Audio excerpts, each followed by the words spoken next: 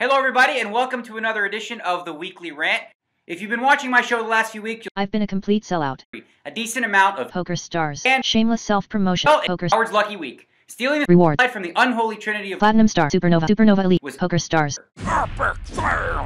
This week I'll be directing my attention towards Myself and David Bezos. It's no secret that from day one I felt I was doomed based on the lack of a solid business plan. Lots of money going out the door, with no significant money coming in, and no legitimate vehicle to pay off the debt.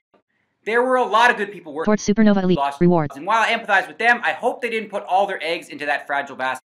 I genuinely don't want to turn this into an I told you so moment. I don't see this as either a good thing or a bad thing. It was just inevitable and obvious. For example, if my brother told me he was going to jump out of an airplane without a parachute in the hopes that he could fly, I wouldn't feel any disappointment when he crashed to his death. As in like, dang it, I was hoping he'd make it.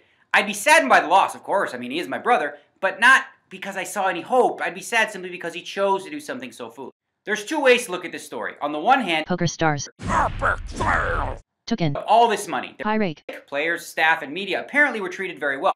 So it's pretty easy to make the case for, oh well, thanks for the rake, guys, it's a shame it didn't work. There are a few sticking points, though, that I feel need to be addressed.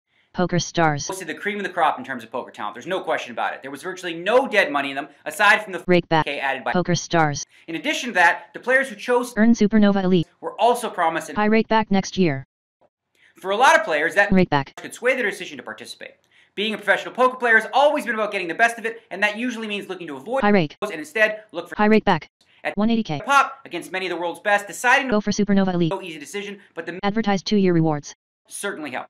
Many of you may not realize how potentially important this issue is, but getting players to pay so much rake has always been a tremendously hard sell, and networks, cable or otherwise, weren't paying for poker. Sites. It was online players that always footed the bill, which essentially means they pay my salary.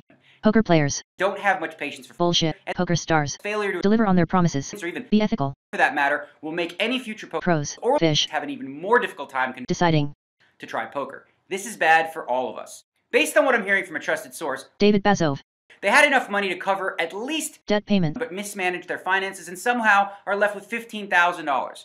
And according to reports, owe 22 employees a paycheck. Who was giving them financial advice? Ray Bitar and Annie's big brother Howie? PokerSars Sent an email to SNEs claiming that they were stealing their money to improve the poker ecosystem. Based on our track record of lying, coupled with the fact that the cupboard appeared to be empty, does anyone believe that's true?